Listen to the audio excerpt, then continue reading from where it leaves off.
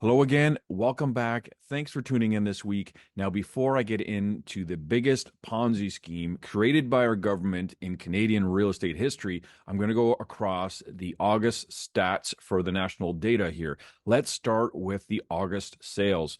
So, nothing really out of the ordinary here. They look pretty average considering this data goes back to 2007. So, nothing to brag about. They're not super high, not super low. Very average there for the number of sales, which is surprising. Now moving on to the sales to new listings ratio, and it's currently sitting at 53%. Nothing to brag about here. You can see the last 5 years. This is all the data we're provided with from CREA. It is currently at a low point for August. This is all the August there in red. Looking at the supply, the months of inventory or months of supply, currently sitting at 4.1 months. You've seen a big uptick there. Every month I show this chart for the given month. This is obviously August data, and it is up to 4.1, which is higher than any year for the last 5 years, and we're returning slowly to pre-pandemic levels. One more thing I want to point out about the months of inventory here. We're currently sitting at 5 months in a row that we've been above 4 months of supply. So you have to go back pre-pandemic to get to that consistency. Still, we need to break above that 4.5 to 5 months to really see some price action.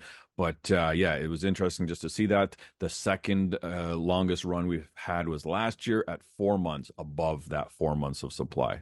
Now, moving on to the national average residential sale price, it did drop 2.7% from July to August, or $18,000. It's currently sitting at $649,100. Little to no movement from last August, year over year, $500 or 0.1%, and down 20.4% from the peak, February 2022 peak, or $166,000. And I did update the monthly mortgage payment for the average Canadian home here. Nice drop from July to August. It's down to $3,173 per month. That includes the August data at $649,000 for the average house price. Still very high. You can see there we need to come down a lot more, and it's going to take house prices and interest rates to get there. And lastly, for the stats today, residential MLS bank and power of sales, which I just updated for the areas I service. And you can see it's up both month over month and year over year. Year over year for September, ITSO's up 241% and Treb's up 251% for the number of listings out there on the MLS. Pretty insane. And that number is only going to grow.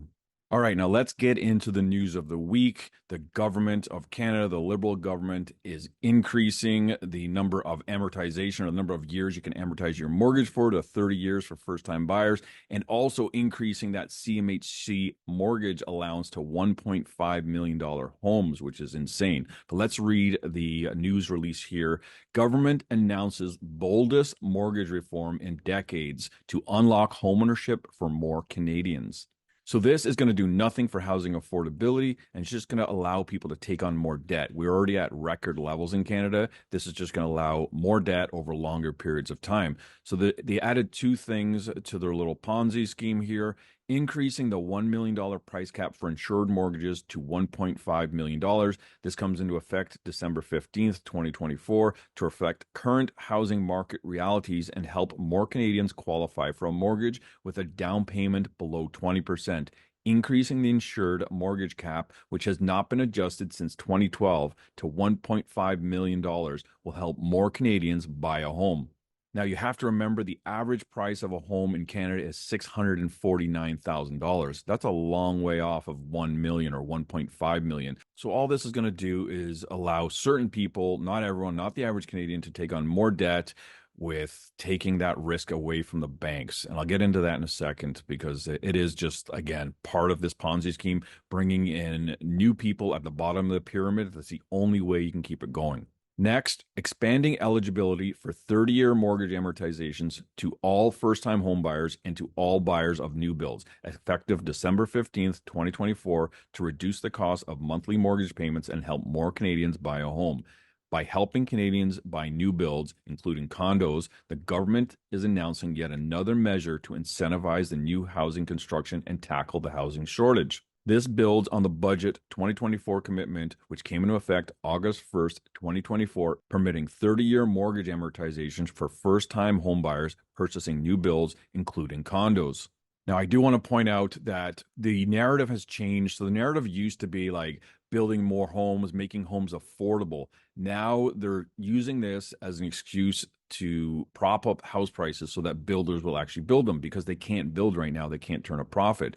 So the government's solution is, well, if we just allow the citizens to take on more debt, they'll be able to afford more expensive homes and it'll be incentivize the builders and the developers to build these overpriced units, which is just insane. It's like this debt bubble. Again, it's a Ponzi scheme. The people at the bottom are the ones that are going to get screwed the most. The people at the top are going to be laughing all the way to the bank. Well, they probably are the banks. And yeah, not good for Canada. So, since Parliament just resumed this week and housing is at the top of most parties' agenda, I wanted to go through the main political parties' platforms when it comes to housing. I'm only focusing on housing here. I'm not focusing on any other issues, just to see what their plan is and where they stand. And maybe you can take a good look at this and see where you stand when it comes to voting if housing is your top priority. And here is a picture of one of the ministers on their way to work on the first day. Now, I'm going to start with the Liberal Party. They are in power. So, of course, let's do them first. A Home for Everyone, the Liberal Housing Plan. Now, we do have the Housing Accelerator Fund and the Mortgage Charter and all these things that they put into place already, but this is on their website as their housing platform. So, let's see what kind of substance this has here. So, they have 3 sections: unlock home ownership, build more homes, protect your rights. And they have a 90-second video, which I'm not going to play. I'm just going to go through each of these points here. Unlock home ownership. Young Canadians want the chance to buy and raise their families in a home of their own, just like their parents and grandparents did. I'd agree with that. But higher rent prices and the increased cost of living are continuing to make it more difficult for them to save for a down payment. As a country, we need to support Canadians in their goal of becoming homeowners. That's why our Liberal plan will help renters become owners, help young Canadians afford a down payment faster, and help them reduce the closing costs that come with purchasing a home. By helping our young people unlock homeownership, we'll grow the middle class and keep moving Canada forward for everyone. Build more homes. This is an important section. Even if more Canadians can afford a down payment without greater supply of homes, that would just mean more people lining up to purchase every available home. As a country, we need to build more homes, the kinds of homes that meet the needs of different people. We need homes in urban centers that are built for middle class families and with amenities to match, like accessible childcare and public transit. We need affordable housing for vulnerable people like women fleeing violence, persons with disabilities, and youth. We need a co-developed housing plan for Indigenous people living in urban, rural, and northern off-reserve communities, and for aging parents and grandparents planning their future. We need to support multi-generational living as a way to promote downsizing and aging well at home. Protect your rights. Homes are for people and families, yet too often the high demand for homes has led to a spread of unfair, predatory, high-pressure tactics that take advantage of prospective buyers. A re-elected Liberal government will be there for you to protect your rights and safeguard the largest investment many Canadians are likely to make.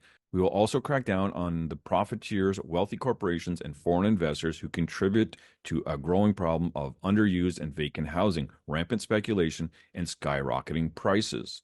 Now, not to pick on the Liberal Party, but it seems that, first of all, they're just talking about all the problems that are there. They've had almost a decade to do something about it. And all those points they just listed were all because of them. So it's kind of hard for me to say, you know what, I think we should back these guys. They have a good plan, and I can't wait to see it work. But they've had all this time to do it, and nothing's happened. I'd say that's a big X for the Liberal Party right now when it comes to housing. They've had their chance, and all the problems that they just talked about were created by them. It's like insane. Like, how could you vote for these people when it comes to housing? If you want to, I guess, to protect the vulnerable and all the rest of that, sure, that's a great party. But when it comes to housing and jobs, probably not the right party. Next, we're going to move on to the official opposition. They're next in line here. So the Conservative Party of Canada, building homes, not bureaucracy. And right at the top there with the arrow, Pierre Poilievre announced that he will be introducing the Building Homes, Not Bureaucracy Act. Interesting. So here's the main points. Cities must increase the number of homes built by 15% each year and then 15% on top of the previous target every single year. It compounds. If targets are missed, cities will have to catch up in the following years and build even more homes, or a percentage of their federal funding will be withheld, equivalent to the percentage they missed their target by. Reward big cities that are removing gatekeepers and getting homes built by providing a building bonus for municipalities that exceed a 15% increase in housing completions. Withhold transit and infrastructure funding from cities until sufficient high density housing around transit stations is built and occupied. Impose a NIMBY penalty on big city gatekeepers for egregious cases of NIMBYism. Provide a super bonus to any municipality that has greatly exceeded its housing targets. Cut the bonuses and salaries, and if needed, fire the gatekeepers at CMHC if they are unable to speed up the approval of applications for housing programs to an average of 60 days. That point I really like, especially when we've seen public sector jobs explode. Do your job, or you're going to get fired, or you're not going to get your bonus, or whatever the case may be. Remove GST on the building of any new homes with rental prices below market value. This will be funded using dollars from the failed Liberal Housing Accelerator Fund. Fantastic. Within a year and a half of this law passing, list 15% of the federal government's 37,000 buildings and all appropriate land to, and it goes on to say you can't see it, to build homes people can afford. So it seems like this plan has substance to it. It actually has numbers. It talks about how they're going to do this. And of course, bonuses and penalties for people who are cities who don't comply or don't build homes. Now on to the NDP, the next biggest party besides the Bloc, but I'm not going to include the Bloc because they don't represent all of Canada. They only represent Quebec, as you know. But anyway, let's get on to the NDP's housing plan here, making sure everyone can afford a place to call home. And this sounds very similar to the talking points of the Liberal Party. And I have to go through many, many paragraphs on this plan here to get to some substance so I can actually see the plan. And they talk about owning a home has become impossible, a dream for too many. But for too many families, safe and affordable housing is increasingly out of reach. So they're telling us all these problems. So we know the problem. Let's look at some solutions here. So here we get into the solutions. So the NDP, 500,000 units of quality, affordable housing in the next 10 years, with half of that done within 5 years. Well, half the time, half the houses. Wow, that's rocket science. This will be achieved with the right mix of effective measures that work in partnership with provinces and municipalities, build capacity for social, community, and affordable housing providers to provide rental support for co-ops and meet environmental energy efficiency. That's a nice vision, but it doesn't have the details like, say, the Conservative Party had, where they're talking 15% and actual numbers.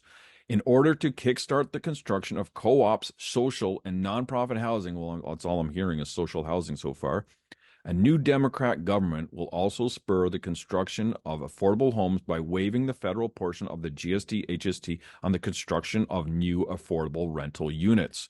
So I don't know if the Liberals stole that from them or they stole it from the Conservatives, but everyone seems to be waiving HST or GST on these new rental units. We will reintroduce 30-year terms to CMHC insured mortgages on entry-level homes for first-time buyers.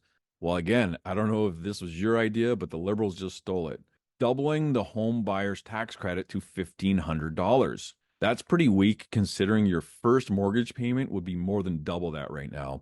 For Canadians who are open to innovative paths to home ownership, a new Democrat government will provide resources to facilitate co-housing, such as model co-ownership. I don't like the sounds of this. Big money investors are driving up the costs of houses. To help put an end to speculation that's fueling high housing prices, we'll put in place a 20% foreign buyers tax on the sale of homes to individuals who aren't Canadian citizens or permanent residents. Yeah, I think you're a little bit behind the curve on that one too. Now, lastly, moving on to the Green Party, they have a couple of seats in Parliament. Let's see what they have to say. Housing affordability and homelessness emergency. So this is what they're going to do. I couldn't find anything else when it comes to housing. No plan, no platform. This is all they said. Action needed. Declare a national housing affordability and homelessness emergency and establish a national moratorium on evictions and residential arrears assistance. So that's their plan. Declare a national emergency, and I don't know what they're going to do after that, but that's their plan. So we have the Liberal Party, who has it's a great platform once you start reading the Housing Accelerator Fund and all these things, but it hasn't happened yet. They've been talking about it for years, and it's it's just all talk. It's not happening. It hasn't happened. The Conservative Party, they seem to have some pretty good substance, good numbers. Will they follow through? Who knows? But at least they have something of substance there to read and some answers or some questions and some answers. The NDP, very weak housing plan. It just went through paragraph and paragraph of virtue signal and emotional jargon. And yeah, they really have no housing plan. If you care about owning a home one day, voting for the NDP should be the last thing you're doing. That's all I'm going to say with that. And the Green Party has zero housing plan at all. I guess if you just want to live in a tree, vote for the Green Party. So now back to the 30-year amortizations for first-time buyers and on new homes and used homes at this point, or resale homes, I should say, and the $1.5 million allowable purchase price for a CMHC insured mortgage. I'm not going to complicate this at all. I'm going to keep it very simple. The government, what they've done is not help you. They've hurt you. They've helped the big banks and the corporations because what they do is they sell debt. They sell mortgage-backed securities. They're actually transferring the wealth. Someone commented or emailed me today on X and they said, this is what's happening. And I said, exactly. This is exactly what's happening. They're transferring the wealth from the people to the big corporations and the government. They're going to take your debt, roll it over, and sell it to somebody else. So you're paying at these higher interest rates. Interest rates are going down. They're going to be making out like bandits because they're going to sell this debt off, and it's going to be through mortgage-backed securities, through CMHC and the big banks and the bonds, the government bonds, because the government's just going to buy them. They just switch it all back and forth. It's all just a big debt bubble. And the only way to keep this thing going in the housing market is through getting more people in at the bottom and by expanding these mortgage amortizations and the increased CMHC allowance to or purchase price to 1.5 million. You are now allowing more people into this Ponzi, and they're trying to keep it going. It's not going to keep going. It's about to fall apart, and this is one of their last ditch efforts. I thought they already had their last ditch effort, but they just keep coming up with more and more stuff. Anyway, let me know what you think in the comments, and until next week, I'll see you then.